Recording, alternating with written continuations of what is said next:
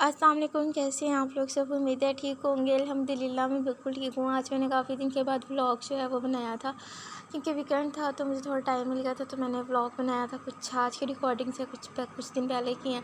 सबसे पहले मॉर्निंग में मेरा चॉकलेट सिरप खाने का बहुत ज़्यादा मूड हो रहा था। मेरा तो नहीं, मेरी सिस्टर का भी हो रहा था, हम दोनों का ही हो रहा था। आइसक्रीम थी पहले से अवेलेबल थी, तो साथ में थोड़ा सा ना चॉकलेट सिरप भी हमने बनाया था। आइसक्रीम जब भी हो ना, तो अक्सर मेरी सिस्टर जो है वो चॉकलेट सिरप बनाती है, साथ में उसकी आइसक्रीम के साथ खाओ ना, बहुत मज़े का लगता है। आइसक्रीम के साथ भी खा सकते हो, जैसे जो है वो लावा केक होता है ना, उसी तरह का ही फ्लेवर आता है आइसक्रीम के साथ खाने का ना, चॉकलेट सिरप बना लिया जाए तो उसकी रेसिपी मैं पहले शेयर कर देती हूँ, उसके बाद फिर बताऊँगी कि मतलब इसका टेस्ट कैसा बना था। सबसे पहले मलाई या दूध जो भी है वो ले सकते हैं। मैंने मलाई भी मेरी सिस्टर ने ली थी और दूध भी लिया था।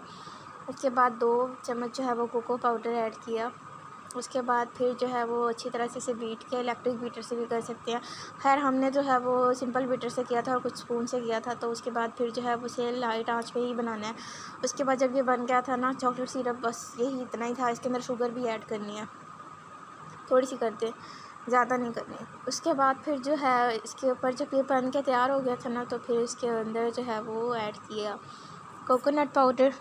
कोको पाउडर में पहले बनाया था, उसके बाद फिर कोकोनट पाउडर ऐड किया। इसकी जो है मतलब ये है कि इतना ही रखना है, इससे ज़्यादा नहीं करना। अगर आपको गाढ़ा पसंद है तो गाढ़ा कर लें, अगर थोड़ा पतला पसंद है तो पतला कर लें, मगर ये है आइसक्रीम के साथ थोड़ा पतला ही अच्छा लगता है।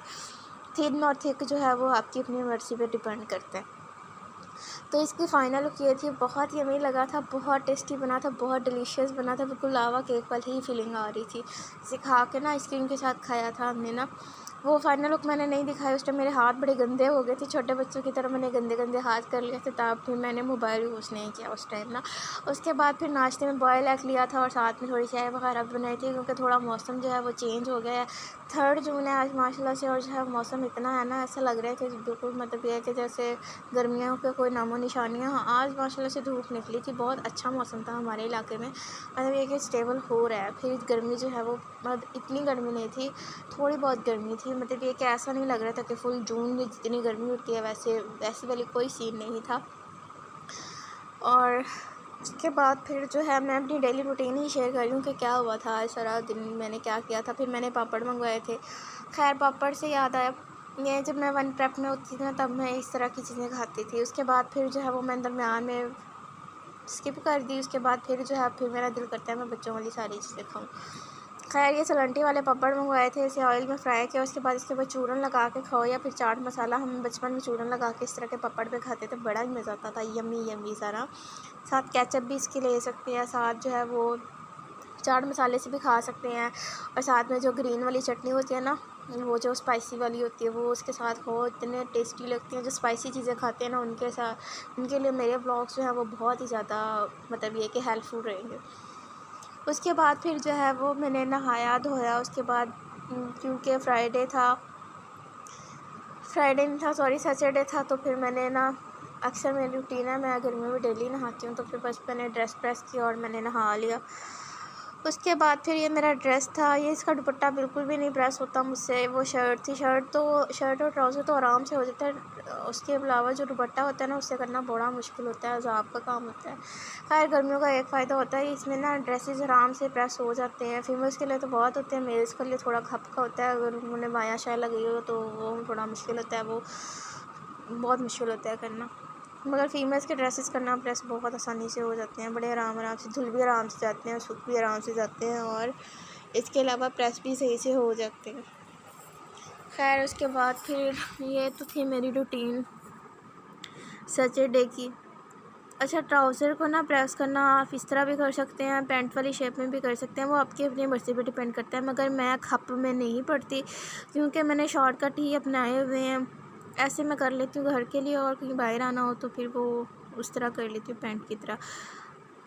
वैसे अपनी मर्ज़ी पे डिपेंड करता है, वैसे भी कर सकते हैं, ऐसे भी कर सकते हैं। फिर शाम में मौसम फिर मज़े का हो गया था, लाइट लाइट हवा चल रही थी, बहुत औसम मौसम हो रहा था।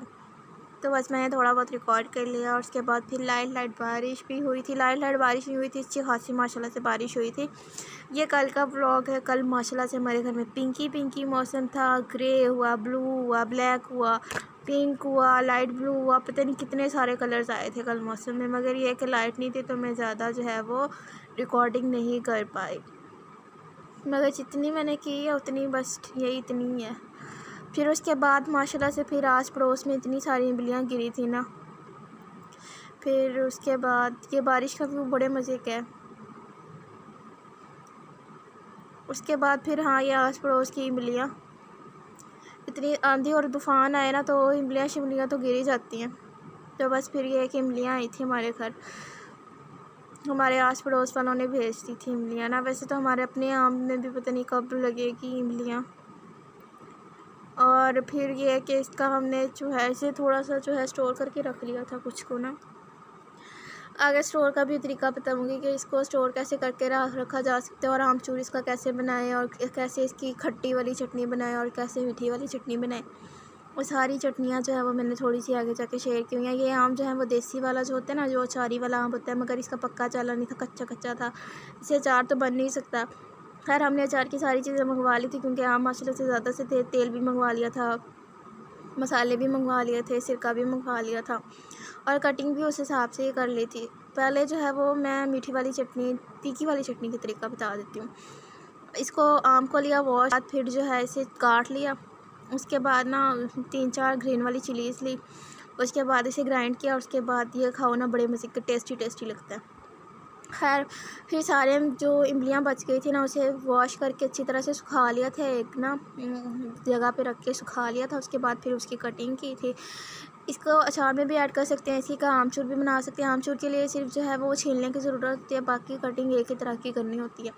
वो चाहे अचार में खाएं, चाहे मीठी चटनी बनाए, चाहे तीखी वाली बनाएं, तो कोई फ़र्क नहीं पड़ता। इसकी कुछ हमने तीखी वाली चटनी बना के रख ली पूरे साल के स्टोर करने के लिए ना, कुछ जो है वो उसके लिए रख ली, मीठी चटनी बना ली, कुछ हमने ऐसे अचार के लिए रखी थी। मगर ये कि इसका जाला पक्का नहीं था, तो मुझे नहीं पता है कि ये क्या लॉजिक्स हैं और क्या नहीं है, मुझे कुछ भी नहीं पता है इस अकॉर्डिंग अचार का क्या बनता है, कैसे बनता है। खैर कुछ दिन के बाद अचार बनाना है तो वो फिर बताएंगे कैसे बनता है।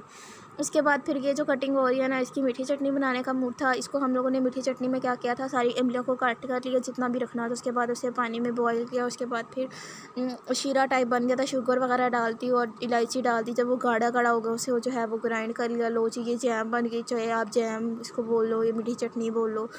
उसे ब्रेड पे लगा के खाओ, वैसे खाओ, नाश्ते में पराठों के साथ खाओ, डबल रोटियों में लगाओ, जो मर्ज़ी करो। और ये जो है वो पीस रही थी हम लोग ना, और इसका शेक बड़े मज़े का बना था। एंड पे थोड़ा सा जग बच गया था तो मैंने शेक बना लिया था, और बहुत मज़े का यम्मी यम्मी सा लगा था, ठंडा ठंडा, मीठा मीठा, खट्टा खट्टा, बड़ा अच्छा टेस्टी सा बना था। ये एक मुरब्बे के लिए थी, और दूसरी वाली जो थी ना वो उसके लिए थी। एक जैम बनाई थी, एक का मुरब्बा बनाया था, और एक की जो है वो मीठी चटनी बनाई थी। और ये मेरे रात का व्यू, रात इतनी पुरसकून होती है ना, बहुत मज़े की होती है। आज का व्लॉग इतना ही, दुआ में याद रखिएगा। टेक केयर, बाय बाय, अल्लाह हाफिज़।